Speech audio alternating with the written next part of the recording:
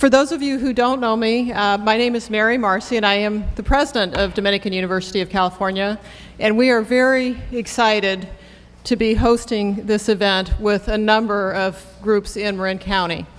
So rather than spend a lot of time giving you our background, I will tell you a couple of essential things about the evening, including the kind of pace at which we will go through things this evening. Before I get started, though, for those of you who got here a bit earlier, I'd like you to join me in thanking Jessamine Fry, who was our cellist earlier this evening.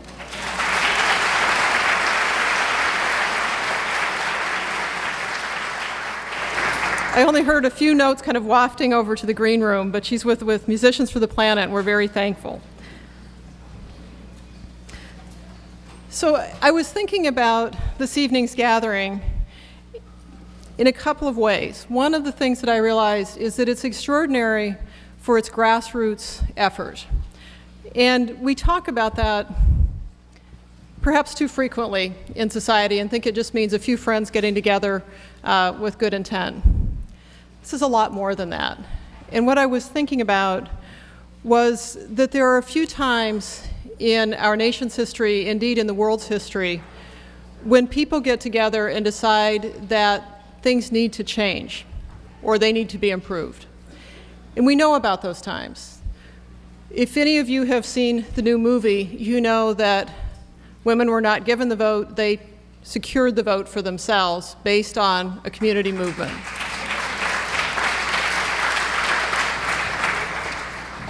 You know what happened when India secured its independence. It was a grassroots movement of people led by inspiring community leaders who said life needs to improve. And that movement inspired the civil rights movement in the United States, which was also a grassroots movement founded on people's hard work, good spirit, intensity, and willingness to put the community ahead of individual need.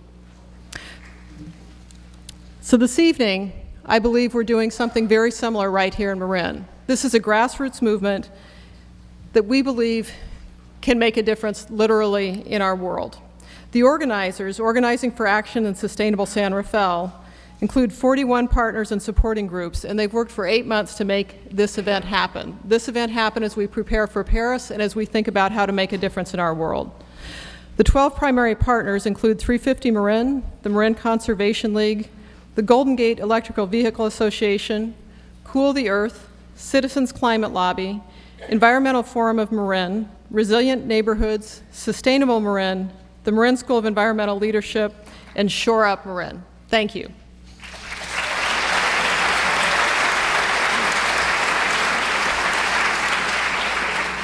We also know that change happens not only through citizen action, but through policy change. And we have a number of public officials that are joining us this evening and showing their support for this effort tonight. So quickly, and if I miss anyone, you need to wave at me because we want to make sure and acknowledge you. Damon Connolly, District 1 Supervisor. Katie Rice, District 2 Supervisor. Katie Sears, District 3 Supervisor. San Rafael City Council members Kate Conlon and Andrew McCullough. Novato City Councilman Pat Eklund and Pam Drew. Sorry, councilmen and women.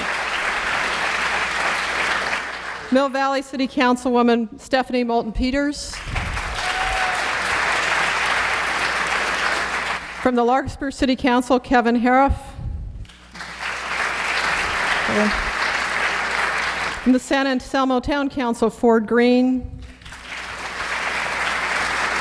From the San Rafael School Board, Linda Jackson. From the North Marin Water District, Rick Freites. From the Marin City Community Services District, Nancy Johnson.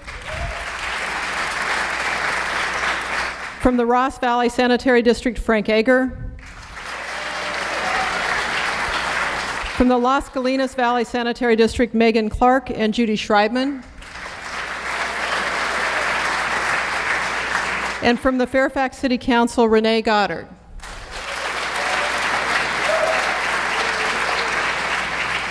Now, our congressman is also here this evening, and I'll introduce him in a minute. Did I miss anyone else who's in the elected official here this evening? I do believe that change happens through people power, and it also happens through elected leadership, and we have a great combination here this evening. We also know that tomorrow Marin's Board of Supervisors will be considering a resolution on climate, and 22 of our organizing groups have already signed their own similar Marin proclamation. Ken Alex of the Governor's Office and Congressman Jared Huffman will be taking our message and our support to Paris. But it's not only by showing up that we make a difference, it's by agreeing to take action. Here at Dominican, we believe we can take action, and we have. I'll tell you a couple of things, and I hope you notice it when you walk around campus. Meadowlands Hall is recently renovated. It was reopened just this fall. It's a historic building, and it was renovated to Silver LEED standard. And it has, for any of you going into the depths of the building, you will see lots of recycled material. You'll see a great attention to the history of this region and this community. You'll see solar panels on the roofs, and you'll see a lot of happy students and faculty and staff. We think we can do this in the right way. And we're committed to making all of our renovations and all of our updates to the campus in a similar fashion. We also have a lot of campus conversations going on, including a climate change colloquium that has been led by our faculty this fall, and we welcome you to that discussion. So now I'd like to welcome our speakers who are joining us this evening, and I'll let you know the kind of program for the evening. I mentioned that I think we can all take action. If you look in your programs, we're going to ask you to take action. This is more than listening to a conversation. So please look in your programs and sign up to make a difference, and we'll give you an opportunity at the end of this conversation to talk a little bit more with some of the leaders of these community groups. The plan for tonight's panel is as follows. We'll ask each of our distinguished speakers to give presentations, and they'll give a relatively brief presentations, 10 to 15 minutes each, and then we will join together in a panel, and that's the time in which they will discuss, comment on each other's presentations, and take questions from the audience. So throughout, you will have a chance to get question cards, and you can write a question on those cards and hand them in, and we'll do our best to cover as many questions as we can. So I now have the pleasure of jumping right in and introducing this evening's speakers. Our speakers are Bill McKibben, the founder of 350.org.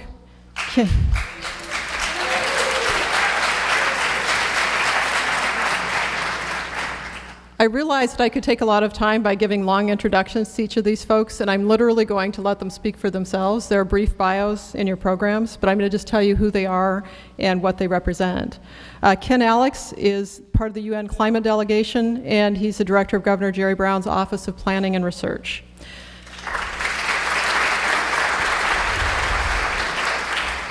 Josh Friday is the chief operating officer of Next Gen Climate Action.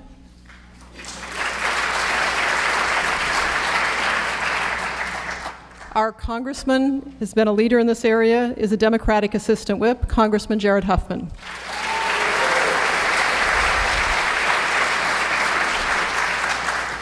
And Susan Stevenson is the Executive Director of Interfaith Power and Light.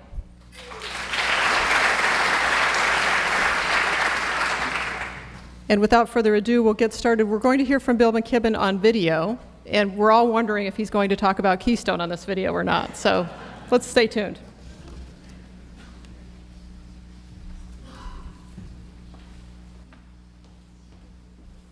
Hello there, this is Bill McKibben, and I wish I was there with you in part because I remember how beautiful that campus is and of course San Rafael, but just those trees and just the mood.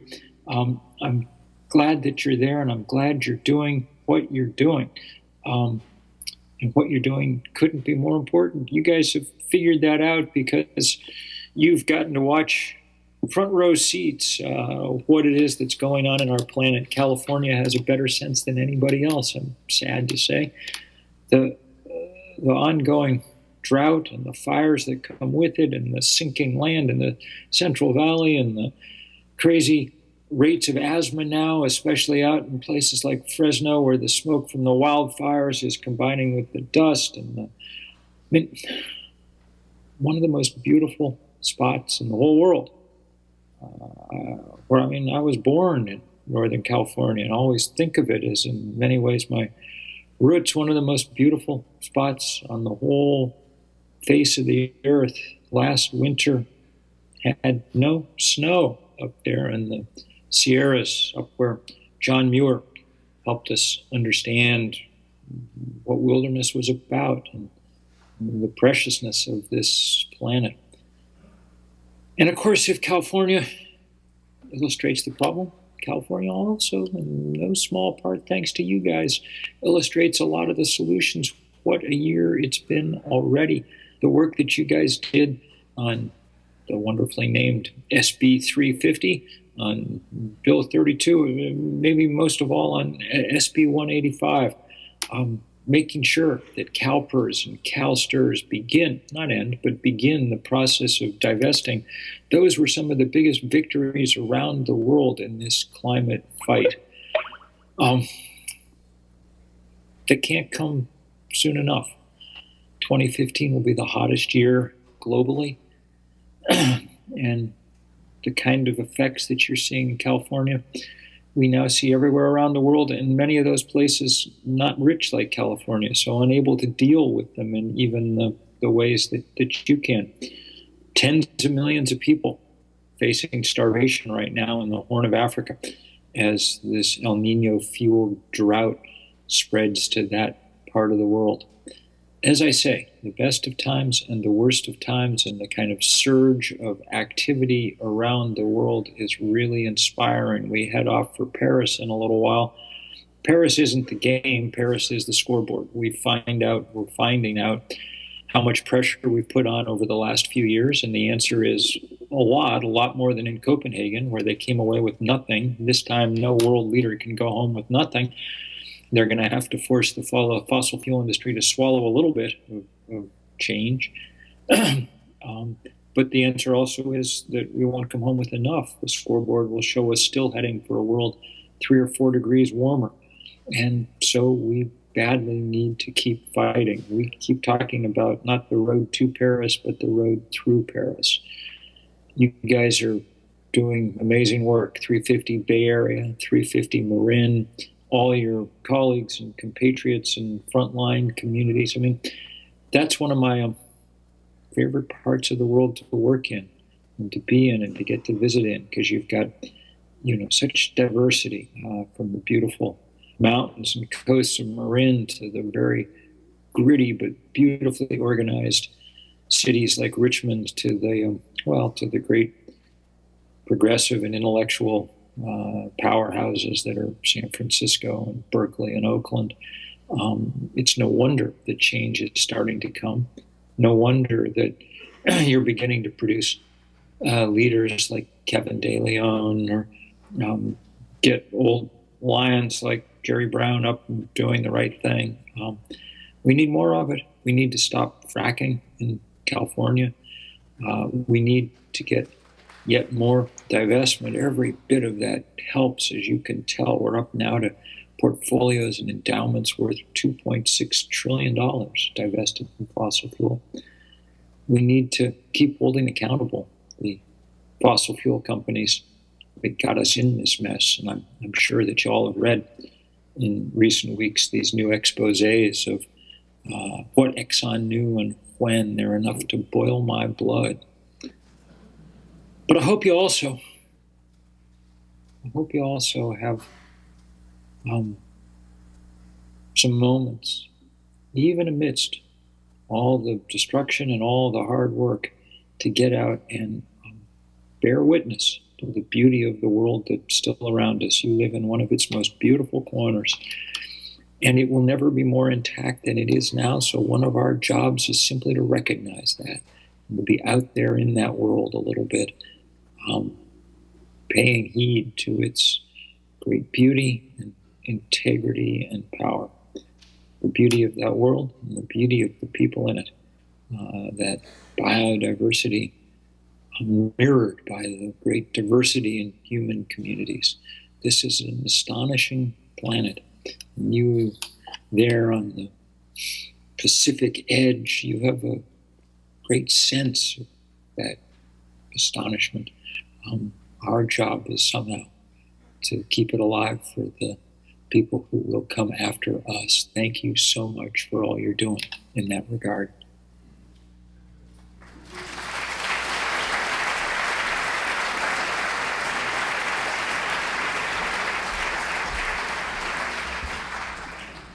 I know Bill McKibben wanted to be with us this evening. He was actually on this stage last year, and we're really pleased that he was willing to send us that video.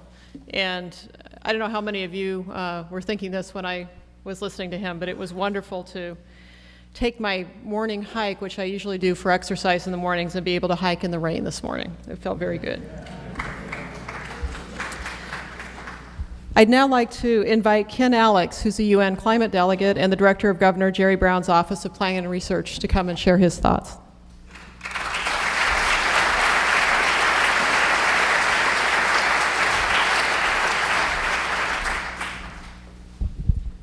Good evening. Can you hear me? Okay, I'll bend down.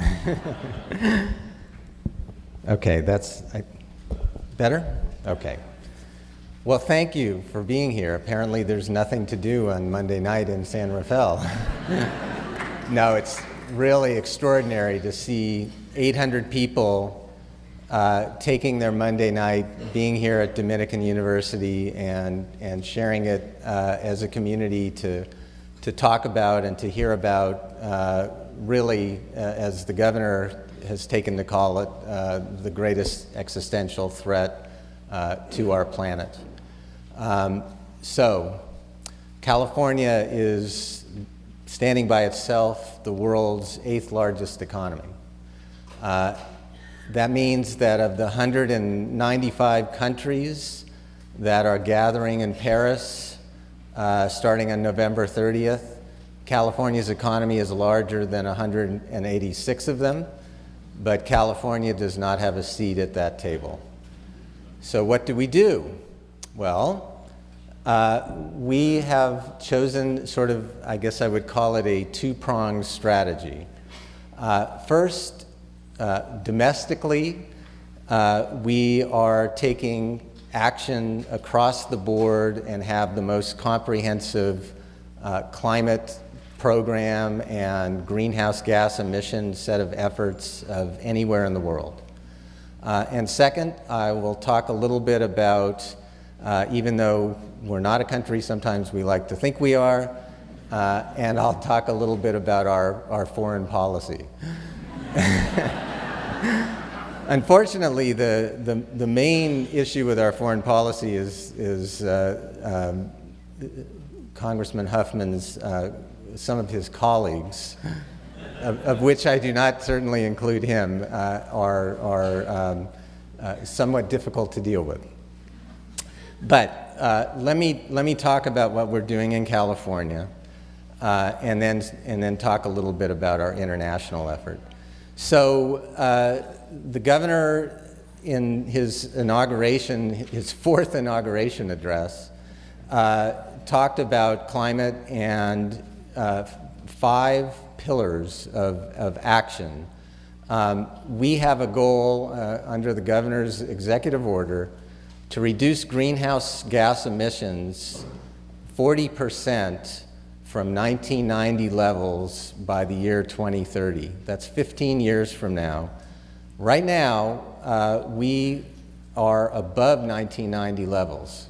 We have a law that requires us to reduce to 1990 levels of greenhouse gas emissions by the year 2020, 5 years from now. We're on target to do that. That's about 430 million metric tons of carbon released into the atmosphere by California as a whole every year. And by 2030, we need to be at about 260 million tons to reach that 40% reduction. That is an extraordinary effort that it will take to get to that level of reduction. It is a very difficult chore that faces all of us. If you think about your own personal life, you're likely very similar to California as a whole, which means that About 35% of your emissions come from your use of energy, and about 40% comes from your use of transportation. And if you think about reducing 40% of emissions from those two sources, it is a very challenging endeavor. So, 5 things that we're doing sort of broadly. First of all, 50% of our power by 2030 will come from renewable sources. Right now, we're as a state getting very close to 30%. We're required to be at 33% by 2020. We will get there well before. And amazingly enough, and this just underlines the fact that California has an economy growing faster than the rest of the United States while we make this change. 10 years ago, the utilities in California said that they could not reach 20% renewables. And last year, California's 3 utilities supported a 50% renewable portfolio standard by 2030. So we are making change and showing that an economy the size of California can make that change. Second, we are going to double our energy efficiency in buildings by 2030. That is a large undertaking, and to be honest, we have not done as well as we had hoped on energy efficiency in buildings, so we'll see a lot more effort around that goal. Third, and this has been controversial, we are attempting to reduce the use of oil in transportation by 50% by 2030. Now, if you understand how you get the reduction of 40% of greenhouse gas emissions, you have to reduce that amount of oil. You have to leave fossil fuels in the ground. There's no other way to do it. So it's only controversial to the extent that oil companies have made it so, because it's inevitable. But if you think about it, as the governor likes to say, you know, Chevron is having a bad year. They're only making $2 billion a month. So this is a rather difficult fight when you're talking about, for oil companies as well, an existential set of issues. So those are the first 3 pillars. 2 others have gotten less attention because the governor didn't number them, but they were in his speech as well. The 4th is something called short-lived climate pollutants. Most greenhouse gases, including CO2, the largest emission, last 100 or more years in the environment. So if we produce them today, they will be there when we die. But short-lived climate pollutants are different, and they, if we remove them from production, they will be out of the atmosphere within our lifetimes. The largest of these is methane. Methane comes significantly from agricultural endeavors, about 60%.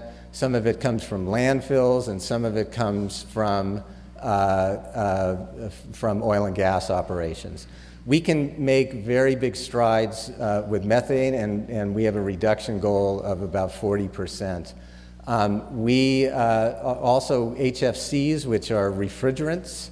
The growth of air conditioning around the world, India and China in particular, if we don't do anything about HFCs, 27% of the world's emissions will come from air conditioning and HFCs by the year 2050.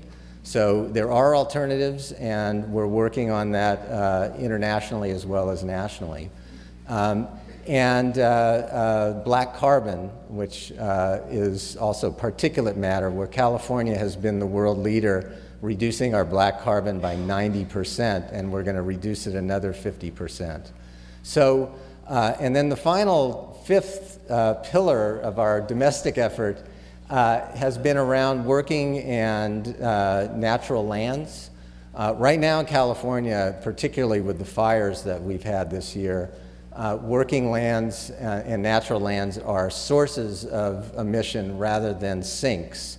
And Marin County is the home of something called the Marin Carbon Project, which is learning how to use compost added to soil to sequester soil, and has the potential to be quite an amazing change. So all of these things work together in California. We have a plan across all of it to make very large strides to reduce our emissions over the next few years, and it's coming very rapidly. But California is 1% or 1.5% of the world's emissions. So what we've started to do is to work with countries. China is one of our biggest partners in trying to deal with some of China's pollution challenges, where California has made great strides, reducing by 50%, or excuse me, 90%, as I mentioned. We're trying to work with China and help them with that effort. We're working with them on a cap and trade program that they've decided to implement countrywide in the next couple of years. We have reached MOUs with Mexico. We're working with India. So we're reaching out around the world to try to help places where we can help with some of the strides that we've made here in California. But one of the biggest elements and efforts that we're making is something that we've dubbed the Under 2 MOU. Under 2 for two reasons. First, under 2 degrees warming. We want to hold the world, and 350.org is kind of has the same concept with the idea of holding temperature rise to 2 degrees Celsius. And second, under 2 tons per capita emissions by 2050. Right now, California is about 10 tons per capita. So an 80% reduction by 2050 gets us to about 2 tons per capita. And that is the goal of the Under 2 MOU. An 80+% reduction for developed regions around the world, and a under 2 tons per capita for developing areas. So when California figured out that we don't have a seat at the table, we looked around the world and realized that there are other subnational entities, provinces, states, cities, that are in the exact same situation. They do not have the authority to sit at the international negotiations, but they are the source of most of the reductions in the world.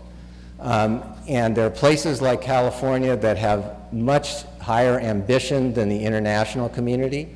And so we decided, along with a partner in Germany called Baden-Württemberg, to create this MOU and ask subnationals to join us.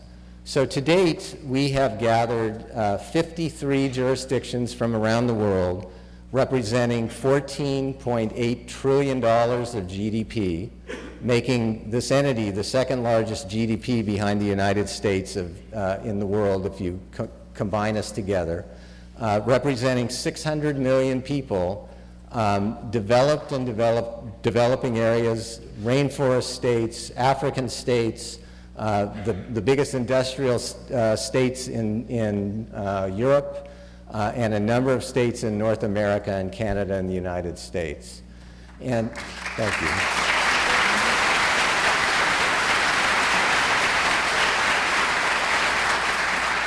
So by the time we get to Paris in next month, we will add a number more, and we will have the largest GDP of any entity represented in Paris. And we will,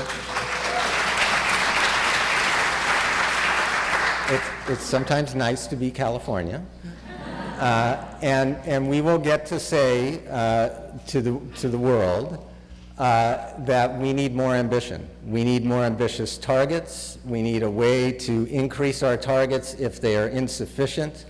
And we need to be able to share technology. We need financial arrangements that work for developed and developing countries. And we need to pay attention when California and other areas of the world say, we are doing the actual reduction work and we can do this. So it is part of California's effort to present that, and as Bill McKibben said in the video, This is the road through Paris. And we're developing a secretariat. We have an entity that's going to be our secretariat to bring these jurisdictions together, not just in Paris, but moving forward, we're thinking about how do we work together and take action as a unit, doing things like creating greater markets for zero-emission vehicles, not just in California, but everywhere in the world. So when I hear that Marin is going to provide California with support in this effort, it's exactly what we had hoped. And we hope, yes. We hope for that support from communities, from cities, from counties, from regions all over the state, and building this from the grassroots up, and letting the nations of the world know, the 195 nations of the world know that we're here, that we're working on it, that we can make this successful, and that we're not going away. So thank you for being here, and thank you for your support.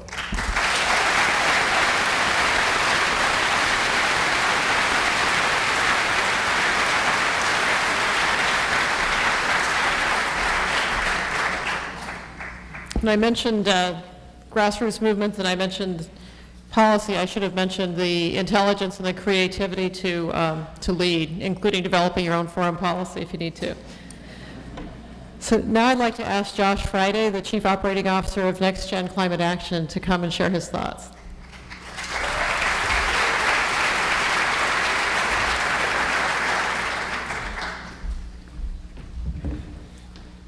Thank you so much, and thank you so much for having me here. President Marcy, as you said, it is inspiring to see this turnout, to see our community step up in this manner, and to see this grassroots movement and momentum here today, as well as to have the opportunity to hear from California's leaders and leaders of our community. It's really special. I want to start off by thanking Sustainable San Rafael and Organizing for Action, who just did an incredible job of pulling us all together. So we owe them a big round of applause. They promised me when they invited me to do this that when it came to giving a talk about climate, this would be among the friendliest crowds in America. So I'm going to hold you all to that. I also want to thank, of course, Dominican for hosting us, and it's really an honor to be on stage and to be a part of this with such incredible people. There isn't a week that goes by at work at Next Gen Climate, which was founded by Tom Steyer, a businessman and philanthropist dedicated to this generational challenge, that Bill McKibben's name doesn't come up. And so to be here is really incredible. And how lucky, first of all, how lucky are we to be represented by Jared Huffman? I think we should all.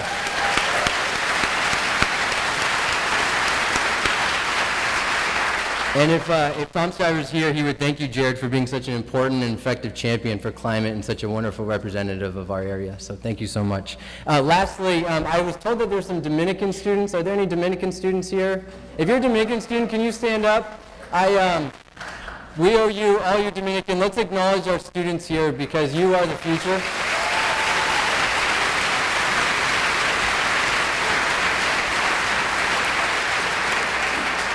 So after this, go home, study hard, stay engaged because we're counting on you.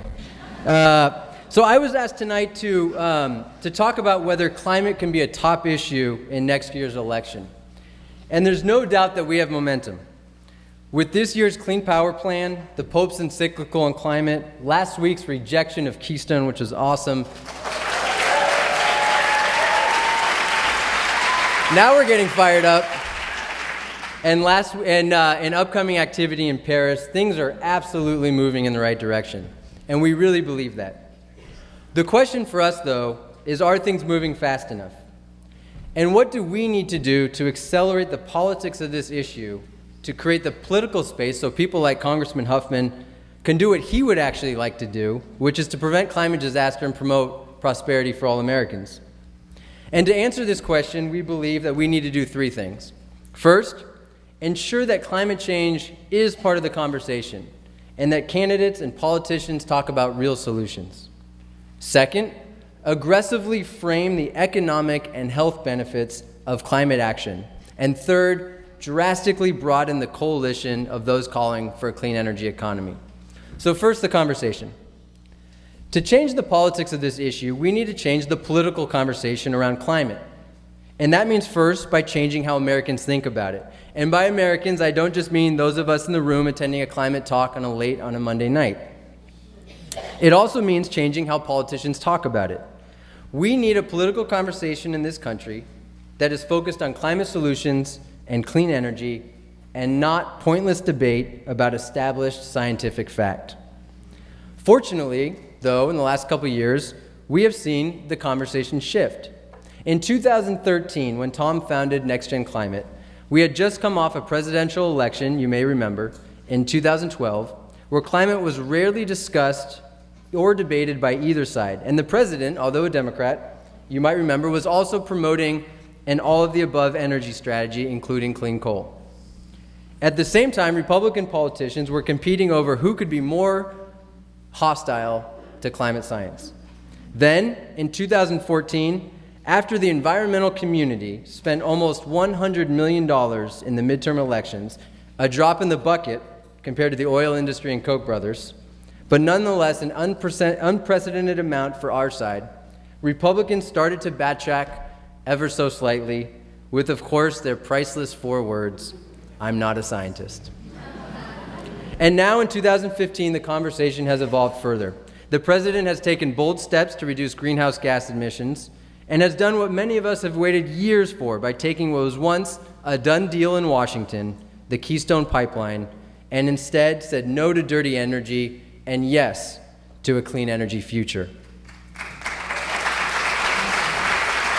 And voters want this future. Let's be clear. These numbers will cheer you up in case you needed it. According to a recent New York Times Stanford poll, 81% of all Americans believe that climate change is real and is caused by human activity.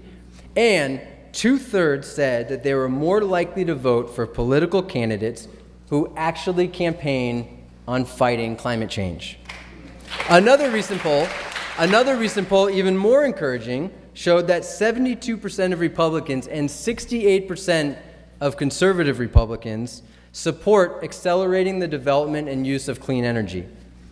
At NextGen Climate, we have launched an aggressive national campaign asking leaders at all levels to embrace what California has, the goal of achieving more than 50% clean energy by 2030, putting us as a country on a path to 100% clean energy by 2050. Reaching this goal is not just achievable, and it's not just necessary to prevent climate disaster, both of which are true. It is also politically popular. According to polling in key battleground states, in places that don't necessarily vote for people like Jerry Brown, 84% of Democrats favor getting to 50% clean energy by 2030. 69% of independents favor getting to 50% by 2030. And get this, a majority of Republicans in these swing battleground states support our country getting to 50% clean energy by 2030. And this is what we are seeing. The country is moving. Voters want solutions, and candidates are being forced to take note. For example, earlier this year, Senator Marco Rubio, a Republican candidate for president, said that sea level rise is a problem in Florida during a New Hampshire town hall. Shocking, right? We take what we can get. He even went as far as to say that America should lead the world on renewables like solar and wind. Now, he did then go on to say, as many Republicans do, that even if climate change is a problem, we can't destroy our economy by addressing it. Which I'll share a little secret among us friends, that's actually not true. But you can see how the debate and the conversation has changed since 2012. Now, this change of heart, or at least this change of talking points, doesn't necessarily mean politicians have seen the light, but it does mean that they're paying attention to the polls.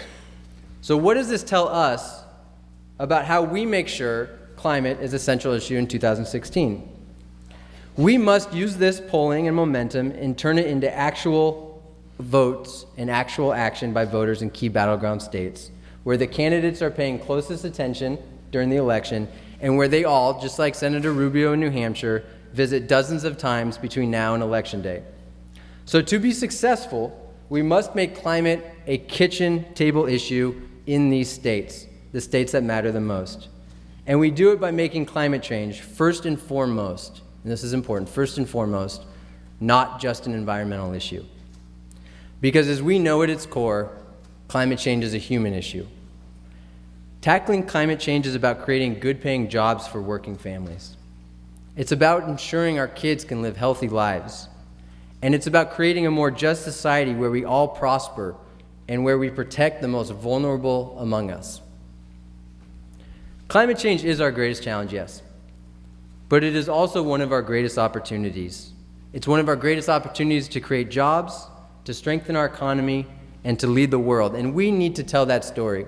I think we're going to take a quick moment to show just a couple quick ads that Next Gen Climate has created. Hope you enjoy them, and these are showing in Iowa and New Hampshire and Ohio and Florida and other key places around the country, and now you get a chance to see them here in San Rafael, California.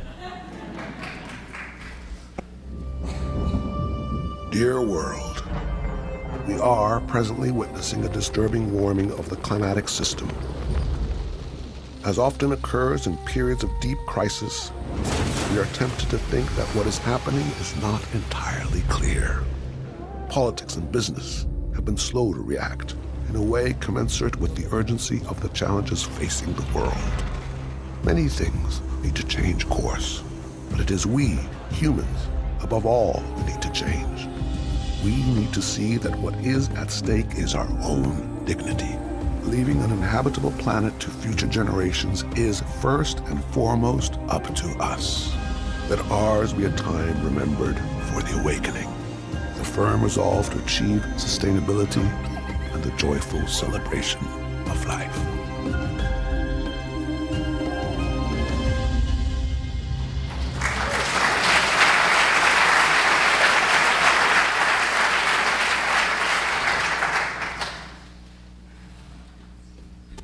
If you think storm damage is the only cost of climate change, think again. From the rising price of food to higher insurance rates for homes and businesses, the economic damage will only get worse.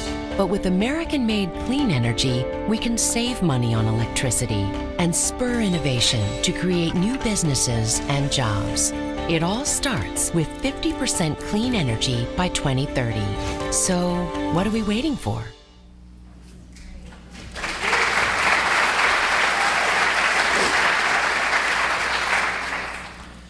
Making the economic case for clean energy has never been more important. And the truth is, quite frankly, it's never been more exciting. Here in California, we have already proven that we can protect our environment while still growing our economy.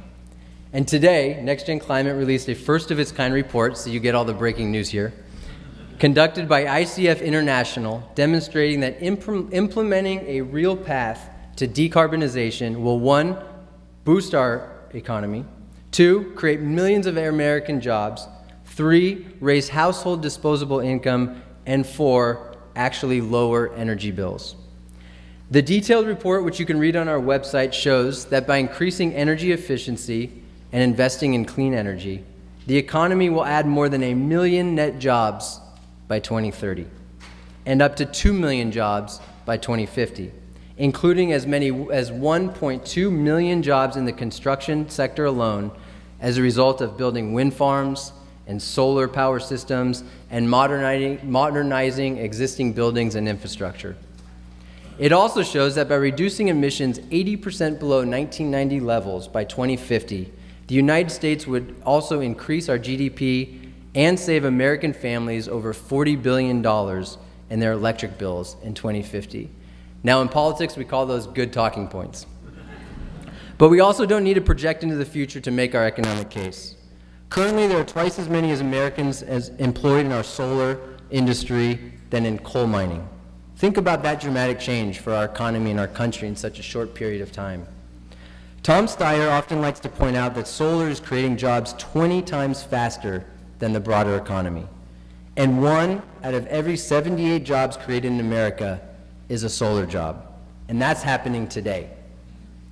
In addition to the extreme economic benefits of clean energy, we can and should point out the economic risks of inaction. Tom Steyer, Hank Paulson, and Mike Bloomberg put out a report last year called Risky Business that calculated the extreme economic risks of not taking action on climate. And just yesterday, the World Bank, not necessarily a left-wing enviro machine, put out a report that said climate change could push more than 100 million people into extreme poverty by 2030. Think about it, 100 million more people. So to ensure that this is really a central issue in our political discourse, we are on the ground and on the airwaves in key battleground states, making this case to voters every single day. Next Gen Climate is running aggressive TV, digital, and field campaigns in key early states like Iowa, where we have over 60 staff on the ground and 10 offices around the state, and New Hampshire, where we have over 5 offices and 25 staff on the ground, and other important states like Florida and Ohio and Pennsylvania and Virginia. And we're also meeting young voters where they are on universities and on campuses. The last thing we need to do that we talked about, in addition to setting the right economic framework, is to make sure that we must work to broaden our coalition beyond just the environmental community and increase the number of diverse voices asking for climate change. In every state and community we are working in to advocate for clean energy and a sustainable economy, we spend enormous time building relationships and working with non-traditional allies like business, the faith community, communities of color, and labor, to name a few, and we are having enormous success again. For us to win, this cannot just be an environmental issue.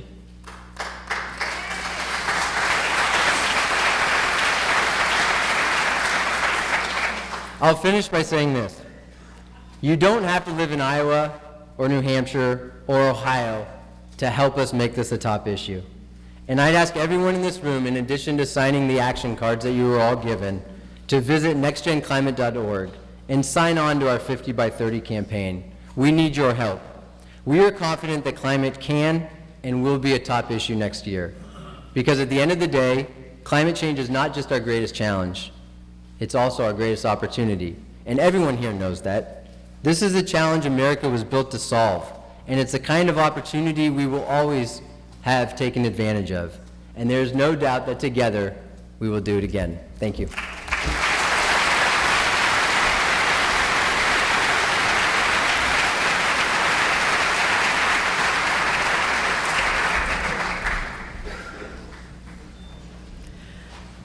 So remember, the folks are coming down the aisles with cards. If you have questions, we'll have a chance to ask the panelists a little bit later. I will say that in putting this on the political agenda for next year, the presidential agenda, one of the things a few of you may have heard about is that we're going to be hosting a virtual debate as part of the presidential debates next year. We're going to be doing it here at Dominican, and the goal of that is actually to help drive the agenda. We're going to ask college students all over the country what their top issues are, and I think they need to talk to Next Gen, so thank you, Josh. Now I'd like to introduce our own congressman who's been a leader in this area from the time he stepped into office, give him a chance to share his remarks. Congressman Jared Huffman, Democratic Assistant Whip.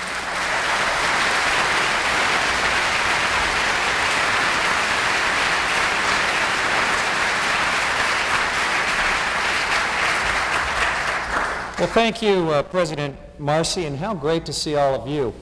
Before we get started, I have a note that says that there's a plug-in Prius in the parking lot with his lights on. So, just wanted to see half the room reach for its keys. Where else could a member of Congress who's environmentally minded and works on these issues come and meet with over 800 of his constituents to talk about climate change and not see anyone with pitchforks?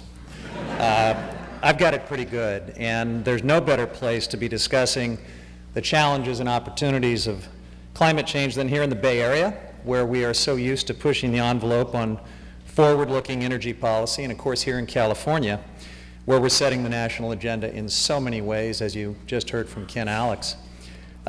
Just look at all of you. Look at all the climate leaders in this room.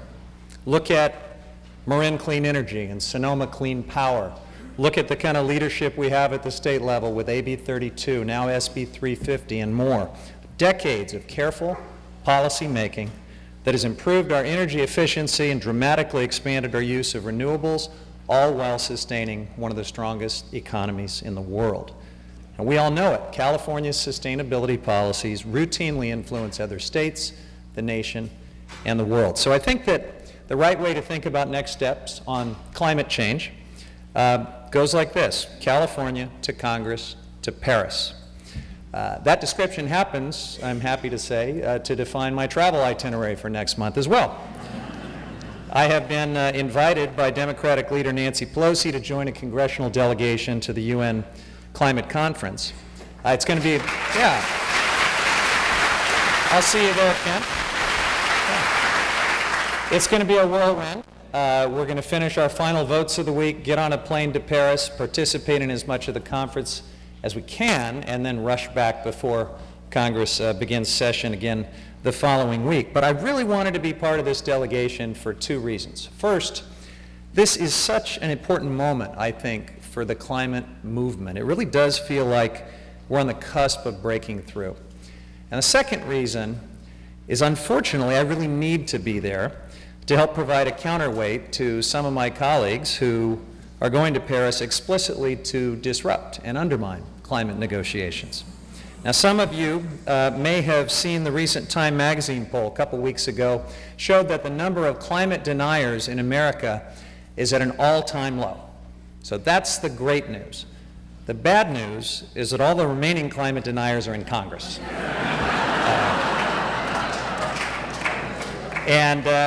There is some competition for the title of biggest climate denier, but I think everybody's short list would include Senator Jim Inhofe of Oklahoma.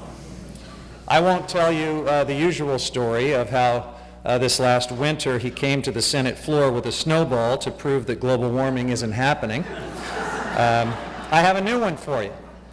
He has recently announced that he's considering traveling to Paris to actively undermine American negotiators. He boasts about helping derail the 2009 Copenhagen climate talks, and now, to use his own words, he wants to go and, quote, be the bad guy in Paris. So Jim Inhofe's last tango in Paris. And when I heard about that, I couldn't help thinking about the first time I traveled to France over 20 years ago. And I remember I was having dinner in this nice, quaint little restaurant, and there was this group of Americans that was being really loud and unruly. And one of them was especially out of control, had a Texas accent, was complaining about how the waiter couldn't speak English. And I was so embarrassed because I knew everyone in that restaurant was forming judgments about the United States of America based on this one ignorant, arrogant person. And no, this is not a metaphor for the Bush presidency. This really happened. So it seems to me that we can't let something like that be the only impression of America at the Paris climate talks. We have to show the world that Americans, including a lot of their representatives in Congress, actually value science and facts and want to be part of a strong international response to climate change.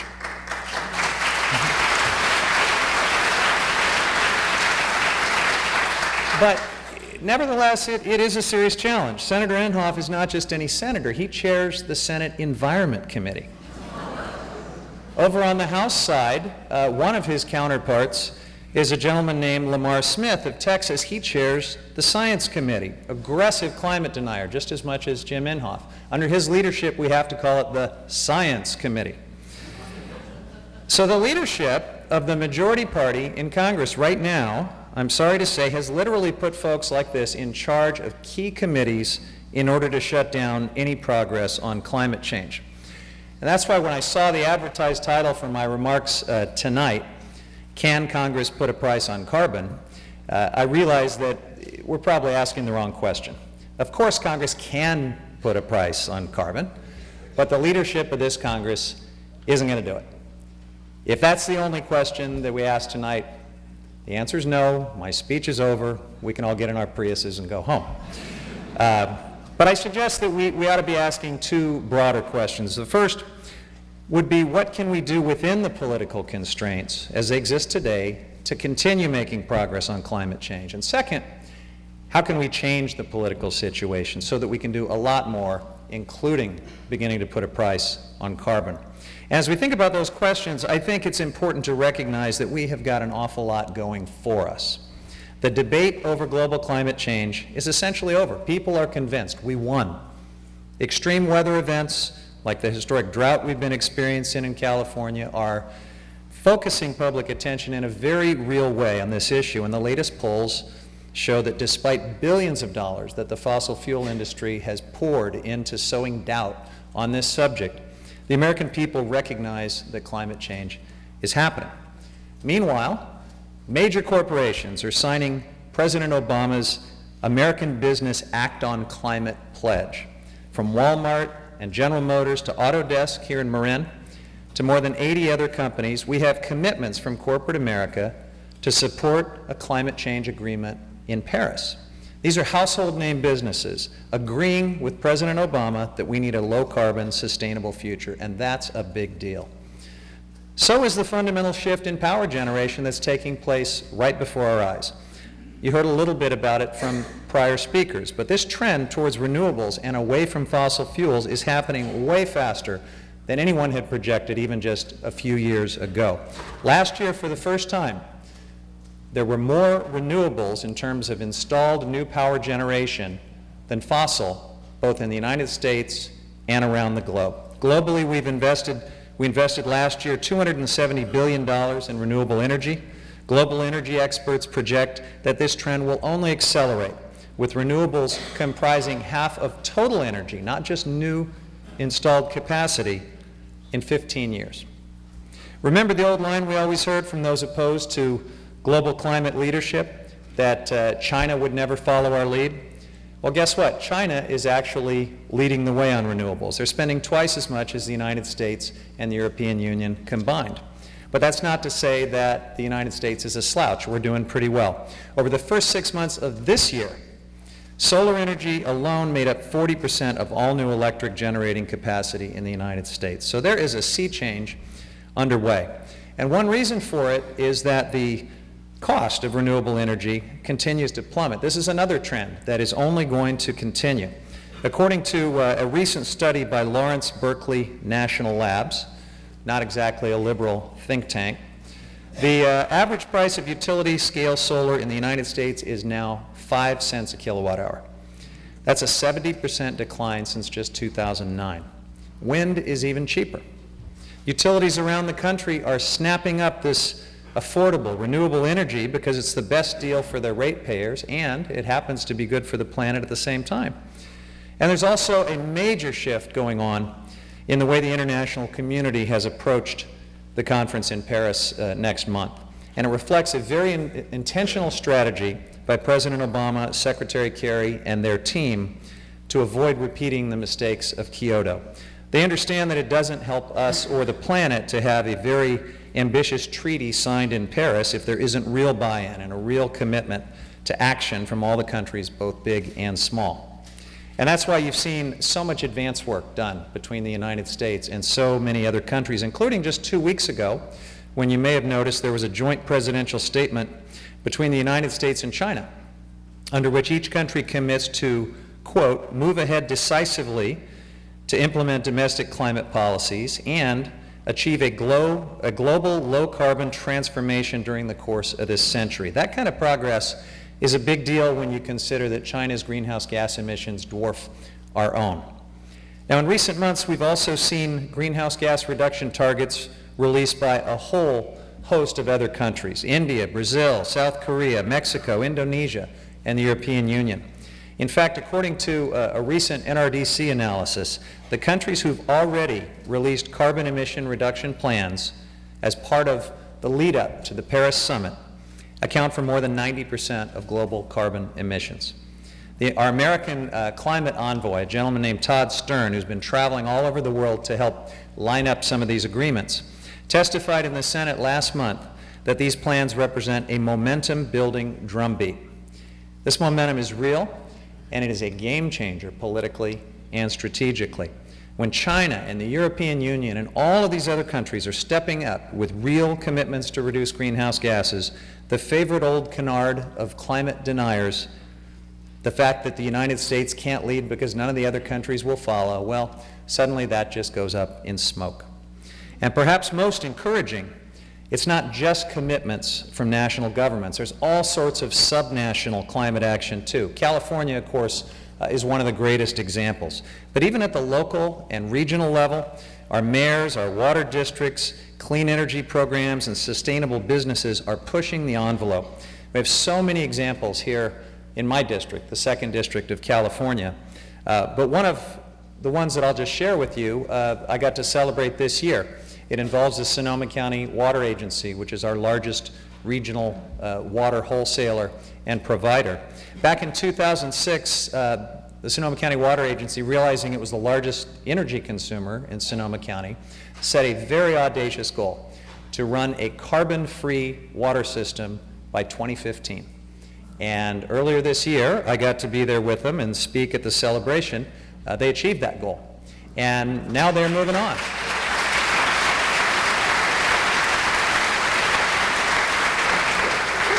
I could cite so many other exciting, energizing examples right here in my district, but even beyond this great green bubble that I am privileged to represent, we're seeing communities all over the country stepping up to implement their own ambitious climate plans.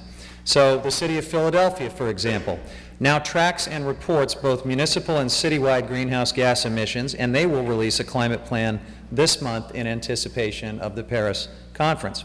In Arizona, where their state legislature is actively urging Congress to reject President Obama's Clean Power Plan, the city of Phoenix has been ratcheting up its own renewable energy portfolio, installing 15 megawatts of solar power for its public works buildings and pursuing a very ambitious tree and shade master plan to cut energy use and reduce the heat island effect in that city. I could give all sorts of examples from almost every part of the country.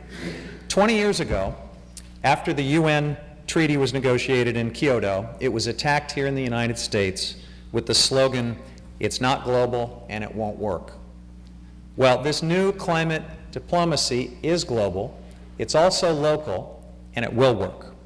It's part of a broader good news story on climate change, where we see consensus building and bold leadership breaking out from capitals all over the world, to corporate shareholder meetings and boardrooms, to people-powered movements like 350.org and this forum here tonight.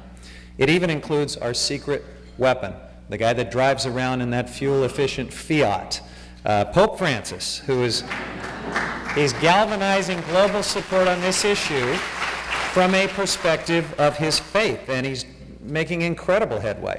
The world really is primed to take action in Paris and beyond. But as I alluded to earlier, I also have some bad news. And frankly, there's no way that I can describe it without sounding pretty partisan, because the reality is the current Republican leadership has made Congress a sanctuary of climate denial and a weapon for politically motivated attacks on climate science. And we could actually use up all of the time we have together tonight just going through all the different examples of this, but I'll just mention one very recent one. The Republican Science Committee Chair, Lamar Smith of Texas, a few weeks ago, launched a scorched earth inquiry to cast doubt on a federal study that thoroughly debunks one of the favorite myths that we hear from climate deniers. That myth being that global warming inexplicably paused in 1998 and has not resumed, and therefore we can't trust any of the climate models, and all of this climate change hysteria is a bunch of bunk. Well, Chairman Smith was upset because a peer-reviewed NOAA study earlier this year reached the same conclusion as just about every other peer-reviewed study, that global warming never paused and that climate deniers are factually wrong. So he responded by using the subpoena power of his committee to go on a fishing expedition in an attempt to discredit the administrator of NOAA. And we see things like that all the time in this Congress. It's really par for the course. The Energy and Commerce Committee has done the same thing by spending a huge amount of time trying to undermine the administration's Clean Power Plan and other carbon pollution policies, instead of looking at any meaningful ways to transition to a cleaner, renewable economy.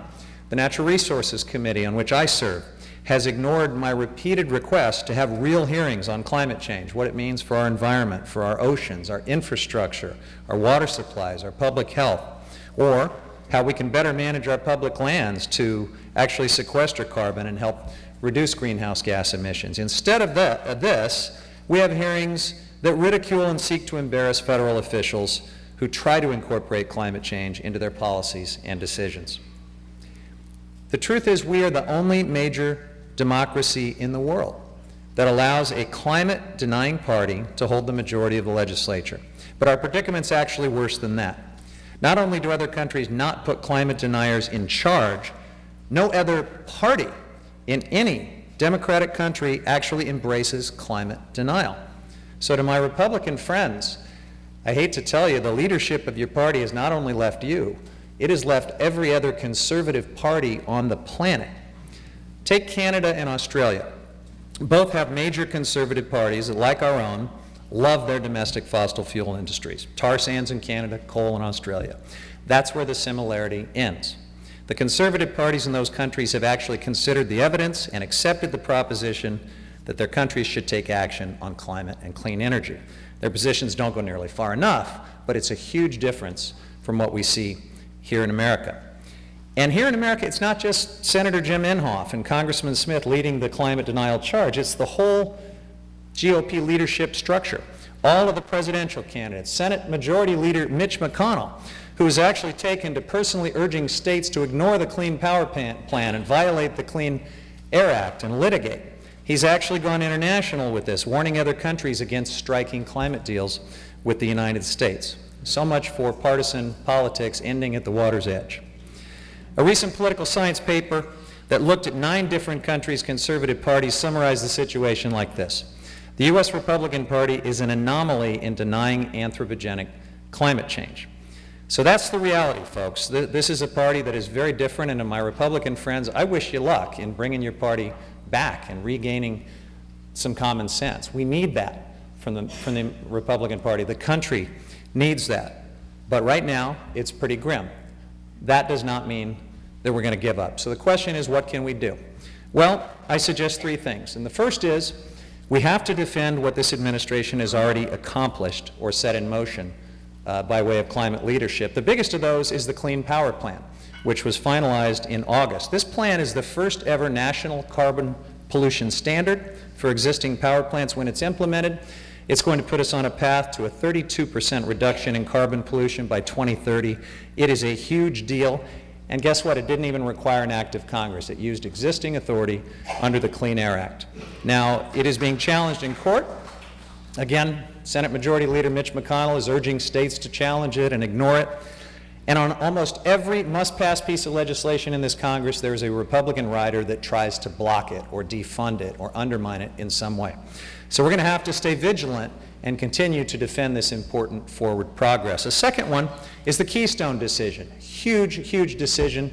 We're celebrating it, of course, but don't expect Congress to just sort of give up on this issue and go away. A few months earlier this year, when President Obama wisely vetoed legislation that tried to codify the Keystone Project, the Senate barely failed to override the veto, barely upheld the veto. It was a 4-vote margin. So we're going to need to keep up the pressure on both the Senate and the House to hold our ground on Keystone and make sure that pipeline stays dead. A third example would be fuel economy standards. This is something that the Obama administration doesn't get enough credit for. But back in 2012, aggressive standards were set for cars and light trucks. Some new standards are rolling out from EPA in the months ahead. There's going to be huge carbon reduction from these. They are absolutely driven by California. Ken Alex and his colleagues over the last decade put California on a path to leading the nation through our own clean car rule, something we're allowed to do based on a specific provision in the Clean Air Act. It was litigated and challenged, but it was upheld. And after all that litigation, the Obama administration was basically able to take the California rule and go national with it. We can expect lots of legislative attempts to try to throw a monkey wrench into these fuel economy standards, and we're going to have to defend them. The second thing that we can do is continue to push Congress and work creatively to make incremental progress despite the tough politics that we face. And there's all sorts of ways that I could tell you that I'm trying to do this. I was able to partner with a very unlikely colleague, Tom McClintock, a conservative Republican from inland California, on an amendment to remove this absurd rider in the defense appropriations bill that has required for the last 30 years a certain Air Force base in Germany to buy bituminous coal from a specific facility in Pennsylvania. It's just been on the books forever, and every year the Pentagon says we really don't want that anymore. We'd like to buy cheaper energy, cleaner energy, but this is a relic, a zombie earmark from a prior era. I was able to reach across party lines. Tom McClintock and I partnered. We passed that amendment through the House of Representatives, and yeah. And there's other ways in which I'm constantly working to try to forge unlikely alliances and make a little bit of incremental progress. But as we do that, we also need to keep putting out big ideas, because the politics will change. Political windows will open, and we've got to keep the pressure on. So I'm introducing things like my bill to put a carbon tax on transportation fuels and to replace the current gas tax as part of our transportation infrastructure funding challenge. I'm introducing a bill to require the CBO, the Congressional Budget Office, which for every piece of legislation Congress considers gives a fiscal score. It tells you what the effect will be on the deficit. I want them to give the same thing on the effect on greenhouse gases and climate change.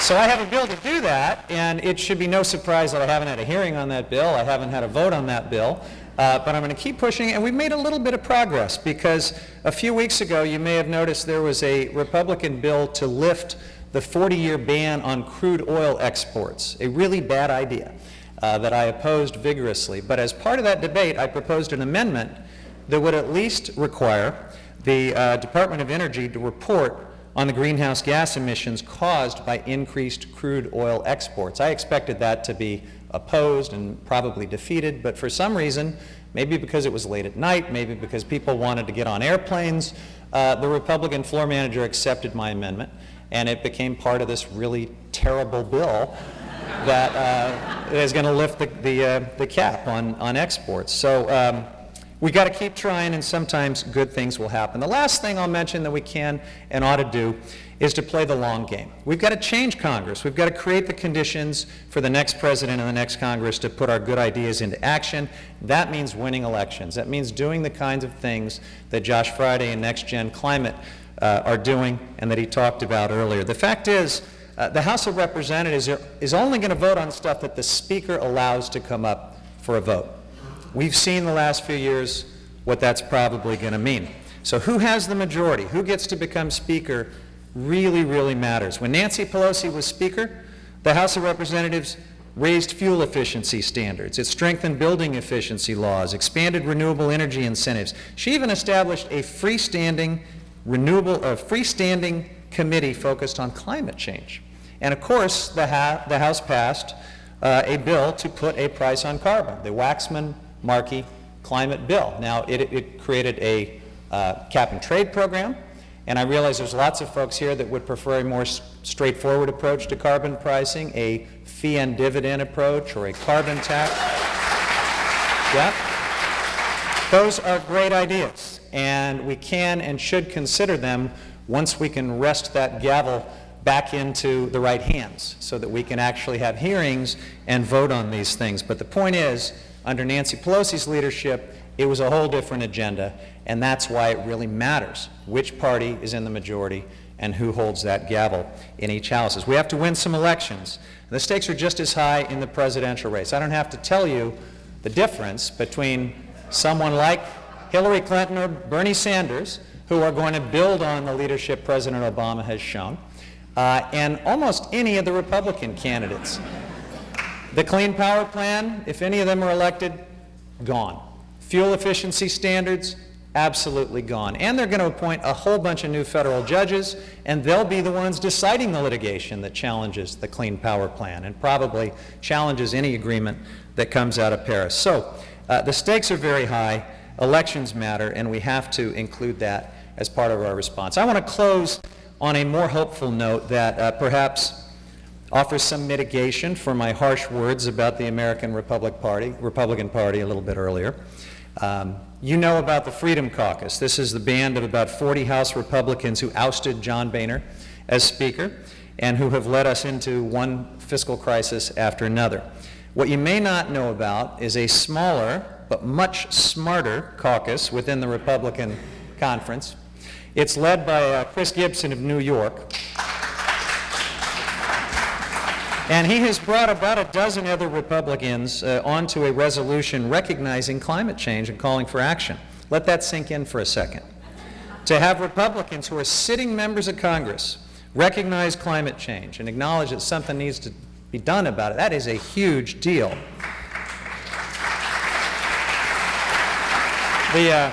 Now, the fact that that's a big deal is itself kind of a problem. But it's a sign that things might be changing. And one of these intrepid Republicans, Carlos Curbelo of Miami, just wrote an op-ed in the Miami Herald saying that lawmakers need to do a better job of investing in clean energy and combating climate change. He represents some of the most vulnerable landscape in the country, the South Florida coast, including the Keys and the Everglades. So this is very real for him. I am working with these intrepid Republicans. But we're being very careful to let this be a Republican-led effort. That's important for it to have any chance of success. So Representative Gibson is keeping in touch with me and updating me on his progress.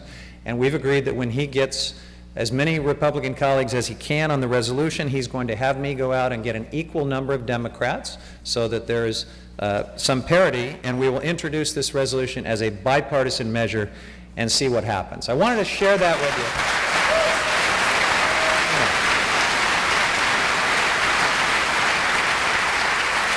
I wanted to share that because no matter what you see on C-SPAN a lot of the time, despite some of the horror stories that I've told you about Congress, there really is a huge amount of momentum in our favor.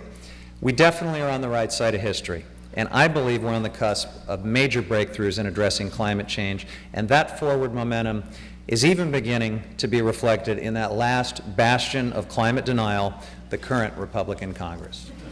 Thank you.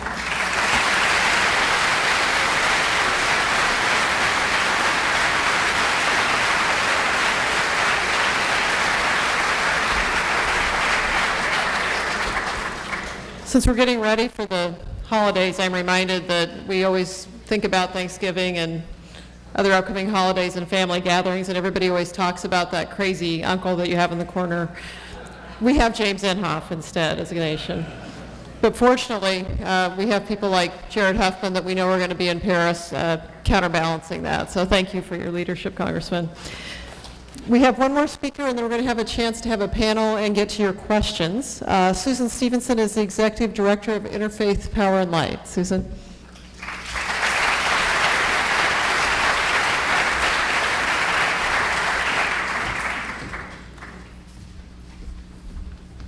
Hello. Thank you, President Marcy and Dominican University, and all of you for being here tonight to hear about leadership on climate.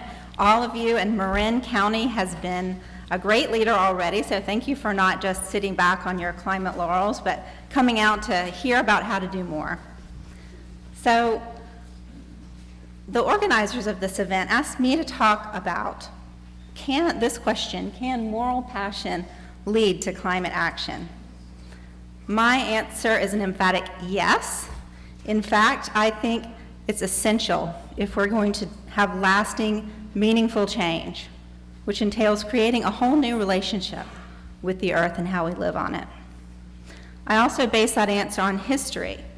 In the United States, successful social change has almost always needed religious leaders and faith communities. From the abolition of slavery to civil rights, when people begin to hear about issues in the context of values and from a trusted faith leader, it can change their perspective. Faith communities also reinforce and strengthen our shared values and each other's commitment, which is important since some of these struggles can last decades or more. Not only was the Reverend Martin Luther King inseparable from the civil rights movement, but many other religious leaders, like sisters, rabbis, and ministers, marching here, and the infrastructure of churches was essential to its success. Clergy demonstrated in front of Woolworths with signs saying segregation is morally wrong. Clergy led the Selma March of 1965. Religious communities also helped to bring about the abolition of slavery and women's right to vote. Lucretia Mott was a Quaker minister and a force for both abolition and later women's suffrage. The picture on the right here is women in 1917 marching down Fifth Avenue in New York. The placards they were carrying displayed the signatures of 1 million American women who wanted the vote. The importance of the involvement of clergy and faith leaders in these causes really can't be understated. They gave moral authority and mainstream credibility to movements that had been marginalized. It was harder to jail or dismiss priests and sisters than notorious agitators like Susan B. Anthony. They helped people relate to the issue with values and human dignity and justice. So for all these reasons, Interfaith Power and Light works with congregations as our key organizing unit. Currently, we have about 18,000 in our network, which sounds like a lot until you think about how many faith communities there are in the United States. We're actually an extremely religious country. Does anyone care to guess how many houses of worship in the United States? Wild guess? Not a million, about over 300,000 though. And that represents about 60% of all Americans who are part of a religious community. The first thing we do when we work with congregations is we help them to take action to model clean energy solutions in their facilities and energy efficiency. And our congregations love solar. We get calls every day from congregations all over the country wanting to know how they can get solar on their rooftop. They become very passionate about it. And as you can tell, it takes a lot of energy and passion to get a bishop in full vestments up to bless these solar panels in Massachusetts. And this is called a community power plant because Massachusetts has something really cool called community solar, which we theoretically have in California, but we need to work on a little more at the PUC. And with this installment, this church is actually creating about 4 times the solar that they need. So they're able to provide solar, sell the solar through the grid to other churches in the area. Nationwide, hundreds of our congregations have gone solar, and about 4,000 have done green building projects.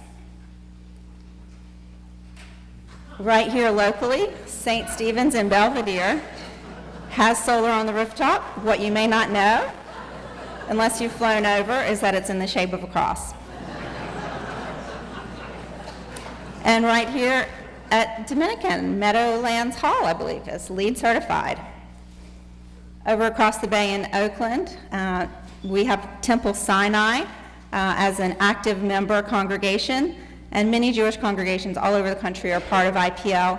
The Jewish concept of tikkun olam, which means repairing the world, is an important tenet and motivator for environmental actions. This temple is LEED Silver certified. We also recognize congregations for all of their actions, especially those that are less visible than solar on the rooftop. We want to make sure their congregation, their community knows what they're doing. So we provide these plaques for certified cool congregations.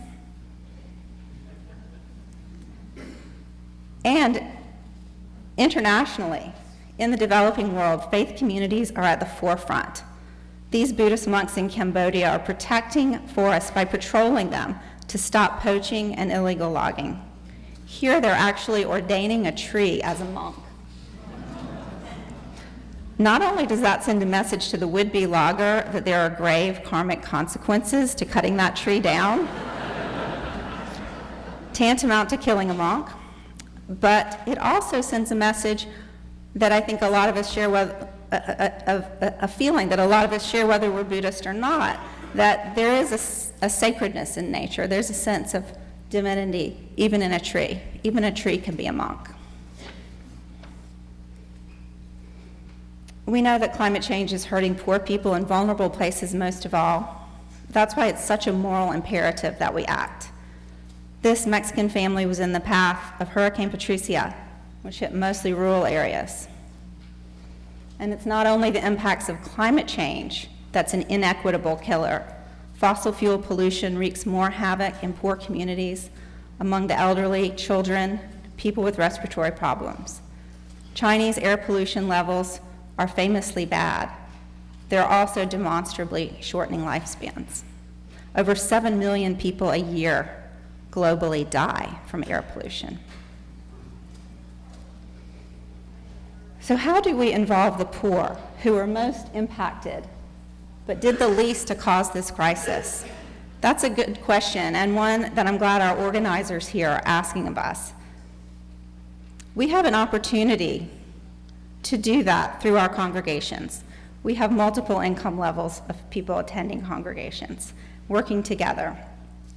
And I think most of us want to be creating a movement that's not just for the poor and vulnerable who are most harmed by climate change, but of them too. And part of how we do that, I think, is making clean energy solutions and benefits available widely, and most especially to those communities that have been hardest hit by fossil fuel pollution. California is already setting the standard in this with SB 535, as we heard about. We also work with partners like Grid Alternatives to provide free to very low-cost solar to low-income households. We can also be more active in impacted communities. Right here in the Bay Area, places like West Oakland suffer from very high rates of asthma and heart disease due to the fossil fuel pollution. Let's look at past movements that have been successful. Civil rights leader Reverend Gerald Durley, who's on our board of directors, tells us that they may not have won civil rights if they had waited for a majority. What they needed, he said, was a critical mass of passionate people ready to take action. We know we already have a large majority of Americans who believe that climate change is a problem and have concerns about it. Why hasn't that translated to political change? Maybe what we're lacking is moral passion. The good news is we do have a very excellent new clergy spokesperson. He's already been going around the world talking about climate change, and you might have heard of him already. Pope Francis, yay.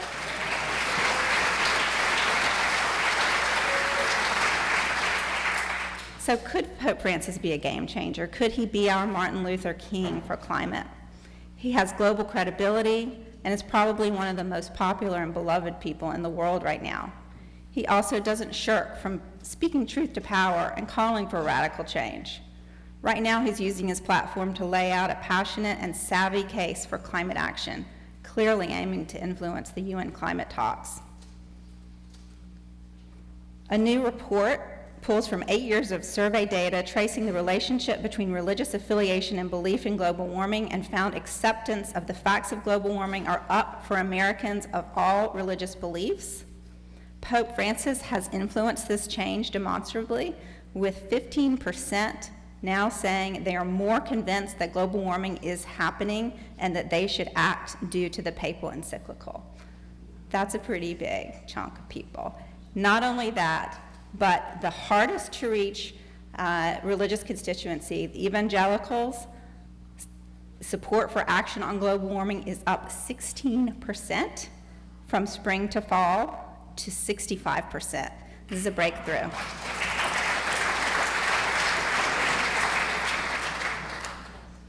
Here in the U.S., people of all faiths are inspired by Francis' championing of the issue. Interfaith Power and Light affiliates around the country organize vigils, marches, and rallies in 30 cities on the eve of the Pope's speech to Congress. This is a march in Indianapolis. And at our Delaware vigil, Senator Coons himself stopped by apparently really enjoyed talking about the need for moral action on climate change. Now we have a quiz. Does anybody know who said this? We have a moral obligation to leave our children a planet that's not polluted or damaged. Sound familiar? No? Yes, Barack Obama, our president.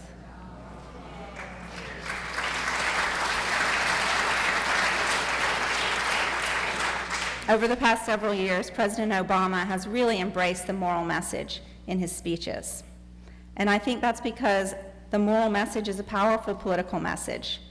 That's why we bring clergy and lay leaders to Sacramento and Washington lobby days, and we don't only have the pleasure of meeting with Jared Huffman. We have an Oklahoma affiliate. We meet with Senator Inhofe. We have a Kentucky affiliate. We meet with Mitch McConnell. And we go to Sacramento.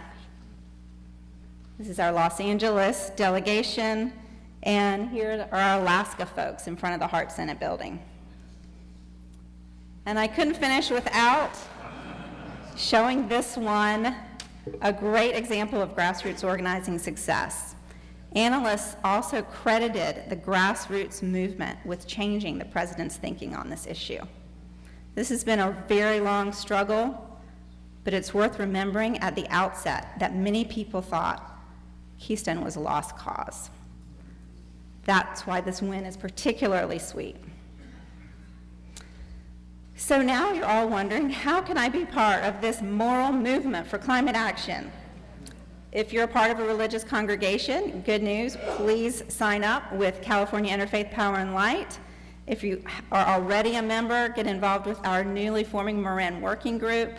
Take our Paris Pledge to send a message to Paris that your faith community and your household is prepared to cut emissions in half by 2030 and be carbon neutral by 2050. This is what we want our delegates and our representatives, our global representatives in Paris to commit to, so we're leading by doing it ourselves. I also want to invite all of you to a very inspiring event tomorrow evening in Oakland. It's called the Cool Climate Awards, and we'll be honoring 6 outstanding congregations for their exemplary efforts to reduce greenhouse gas emissions and educate their communities about the moral urgency of climate change. You're all invited. Please come, 6 o'clock, Cathedral of Christ the Light, Lake Merritt tomorrow. Thank you.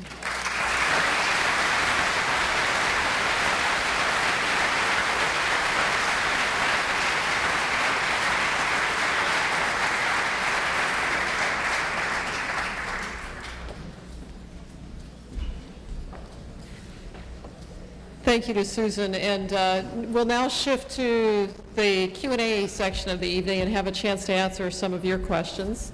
I've already got quite a few questions, but if you have others, please send them to the ushers and they'll bring them up, and we'll spend 20 minutes or so talking about the questions that are at the top of your minds.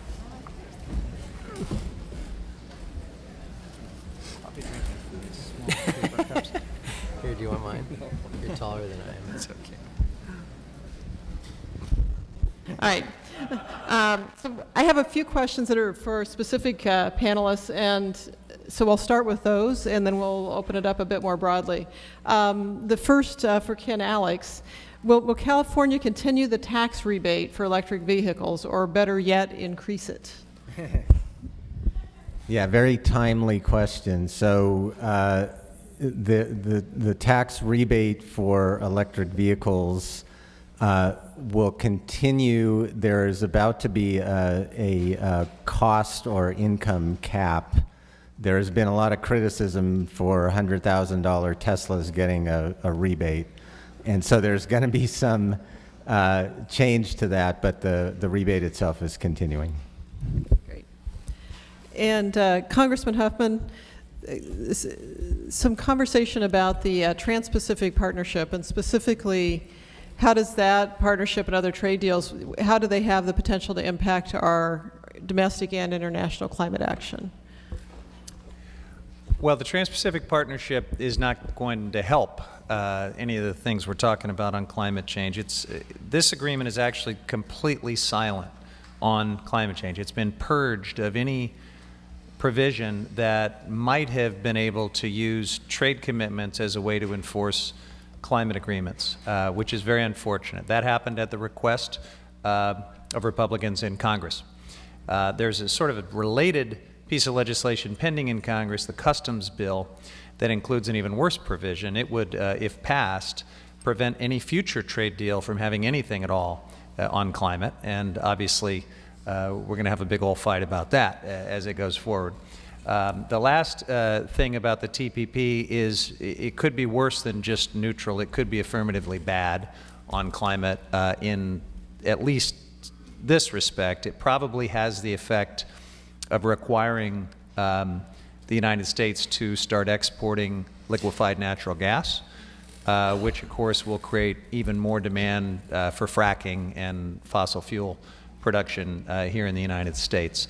It will also, because of a unique investor-state dispute resolution provision, allow multinational corporations to challenge not only national but state and local laws and ordinances that they believe impair their expected profits. And so I think you can expect Ken, Alex, and others in Sacramento to be on the defensive with respect to all sorts of clean air and public health and climate leadership that we've shown here in California. All of that at some point will probably be challenged in front of not a court where you have some expectation of due process and rights to appeal and things like that, but a panel of corporate attorneys that basically are accountable to no one with no appeal rights. So several reasons to oppose the Trans-Pacific Partnership. Those are just a few of the greatest hits in my view.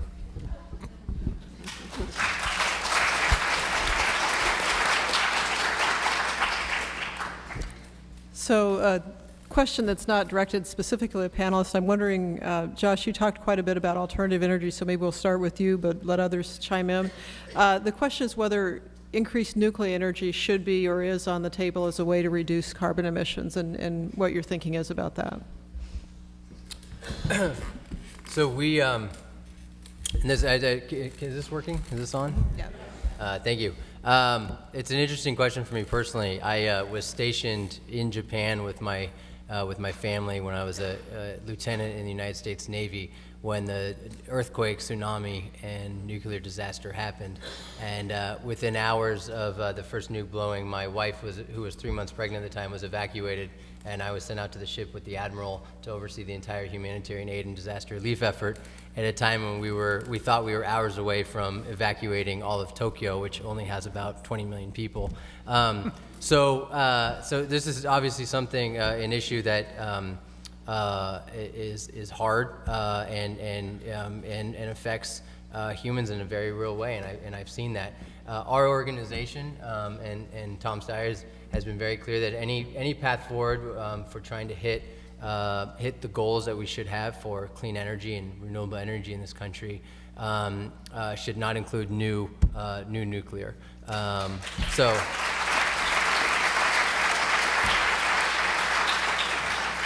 And I'm sure there's others on the panel who would love to take this question.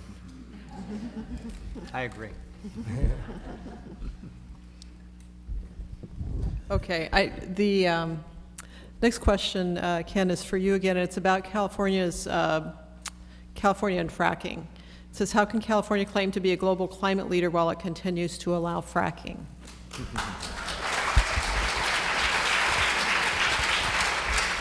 So we could spend quite a lot of time on this, but I'll try to be brief. First, New York has gotten a lot of good press for having a ban on fracking.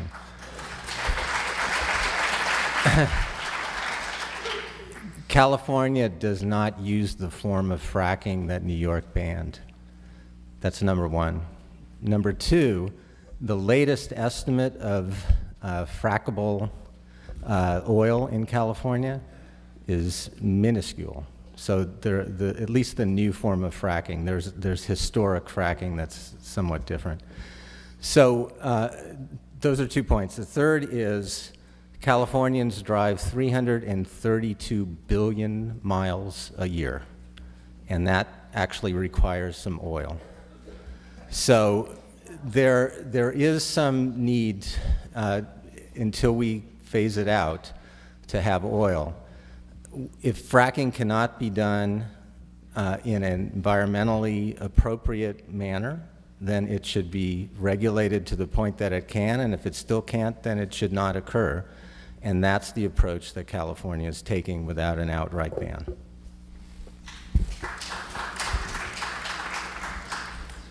So you mentioned how much time we spend in our cars.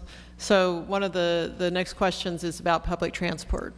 And the question is, public transport seems essential to reduce CO2 from cars, yet it's still woefully underfunded. What can be done to significantly increase public transport? So, Congressman, you want to start with that one? Well, sure. I mean, that it is going to take both federal, state, and local contributions, I think, to get public transit to where it needs to be. Federal transportation funding is a significant part of it. In California, our transportation funding relies about 40% on federal funding through the Highway Trust Fund, which is funded entirely by a gas tax that hasn't been increased since 1993. And you know, we could have lots of conversations about the right funding engine for that federal contribution. It does support transit to a degree. A lot of the transit funding, though, comes at the state level or through local tax contributions. But right now, probably our best hope is some kind of an increase in the gas tax to increase the amount of funding from the federal side. We have not been able to put that into the latest transportation bill, but the good news is we did pass a 6-year transportation authorization out of the House last week. I'm on the Transportation Committee, and I can tell you that in this Congress, for what you might expect, it's not a bad bill. It's not a bad bill. It just doesn't have quite enough funding. And yet we were able to do something very important. We put a provision in there that says that any new revenue that materializes in the years ahead will automatically go out to the transportation programs. It won't have to wait for Congress to appropriate it. That means that when the political window does open for us to do the right thing on transportation infrastructure and transit, whether it's an increase in the gas tax or a carbon fee or any number of other things, that money's going to go right out, and transit will get at least its fair share. We'll work on doing even more than that in the years ahead, I hope. Add something on, please. I would just also add that transit is one of those technologies that we actually have now and we can use. It doesn't require a breakthrough. It requires more funding. A number of our congregations and folks have gotten involved in the East Bay to protect the youth bus pass, which was on the cutting board. I would encourage you all to get involved with transit issues locally. We can have a big impact there, and transit also is something that tends to be used much more by low-income people, by the elderly, by students, by people who really need it and have no other way to get around. So let's prioritize this as part of our advocacy.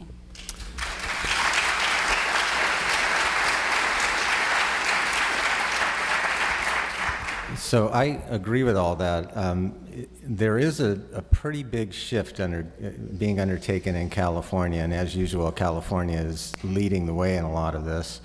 There's a law called SB 375 that requires regional plans, and these regional plans must reduce greenhouse gas emissions, and the regional plans are the transit and transportation plan for the particular region. In addition, there's a technical change that is hard to explain but actually pretty dramatic, moving from evaluation of what is called level of service, which is basically traffic delay, to a measure called vehicle miles traveled, which radically alters the relationship of dollars to transport as opposed to dollars for freeways. And you're starting to see that in the Bay Area, and even more so in Los Angeles. I grew up in Los Angeles, and you couldn't get anywhere without a car. and in 10 years, you will be able to get anywhere in Los Angeles pretty much by public transit. It's kind of amazing.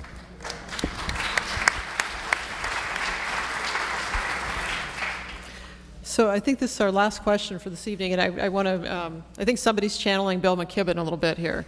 So the question is, what is the role of divestment from fossil fuel companies in the overall effort to fight climate change? So, Congressman, you want to start us off? Well, I have a couple thoughts about that. I think divestment is very important. We've seen it work, obviously, with apartheid and other examples. But I think something just as important is taking those companies that have begun to show climate leadership. I mentioned that over 80 of them have signed the President's action document heading into Paris. That's a great thing. But there's still a disconnect between what they say in these commitments, certainly the public messaging they do about their resolve in being part of a climate solution, and their politics.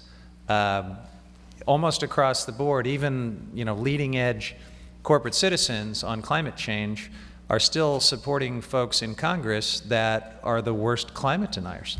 And I could give you a million examples, but one that is really kind of shocking is the ski industry. You would think climate change would be kind of an existential issue for these guys, right? Now they have supported me a little bit, so thank you, ski industry. But they give almost entirely to Republicans. So that's interesting. The wind industry, the American wind industry, kind of climate change would seem, good climate policy would seem to be very, very good for business in the wind industry. They contribute almost entirely to Republicans on the Ways and Means Committee so that they can focus on getting their tax credit extensions, and the folks that they support turn around and are the worst climate deniers in the world. So to the extent that you're a shareholder or have access to corporate boardrooms or these industry associations that are beginning to do the right thing on climate change, I suggest, not just the divestment approach, but really encouraging them to think about their political engagement and try to reconcile that with the good progress we're starting to make on climate. Susan, is this something that you're looking at in terms of citizen action in your congregations? Yeah, definitely. I think it's very important to, as part of sending that moral message, that we don't want our dollars to be invested in industries that are ruining the planet, and a chance for life, a good life on Earth by our children and grandchildren. And faith communities are taking action here. The United Church of Christ has been a leader. Just recently, the Episcopal Diocese of California voted to divest. And we also have an ongoing campaign with 350.org to divest the Vatican. So watch for that. Okay.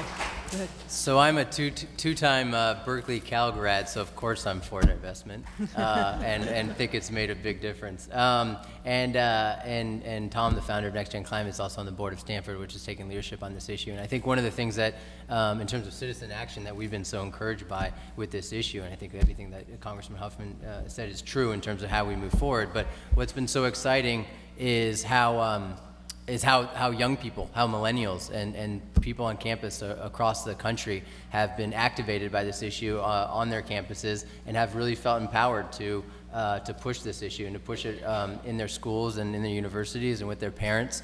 And we want to continue to support that and ensure that that sort of activism and excitement continues throughout the country. Well, I think we have just a couple of things left to do this evening. One is that we want to recognize the folks who helped make this possible. So before closing, I'd like to invite the 12 partner representatives to join us on stage.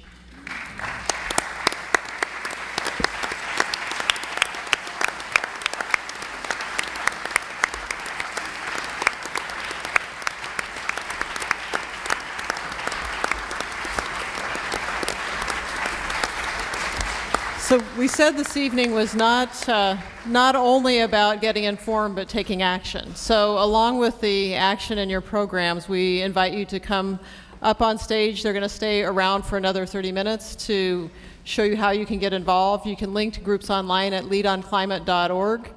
You can come up and talk to our speakers right now on stage. And finally, I believe that we're going to raise the curtain to Lead on Climate in Marin.